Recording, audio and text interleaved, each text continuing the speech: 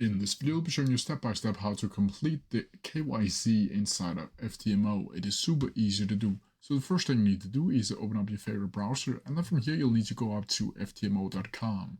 Also put a link to it down in the description below. From here you should bring something like this. In here you'll need to go up to the login page where you can log in using either your Google ID, Apple ID, or your own email address. Then from here you should bring something like this. And down here you'll need to go down to profile inside of the menu, and then from here you'll need to go over to FTMO identity. Now from here you'll need to go down and click on the complete KYC. As you can see here, I have personally done it already, but then you'll need to click KYC up here and then just follow along with the steps that FTMO is going to ask you. They'll ask you everything about your personal details to where you can send in a photo of either your passport or a driver's license to see if you're really over the age of 18. That's how you do it. If you have any questions about it, please leave them down in the comments below, and I'll try my best to answer them as quickly as possible.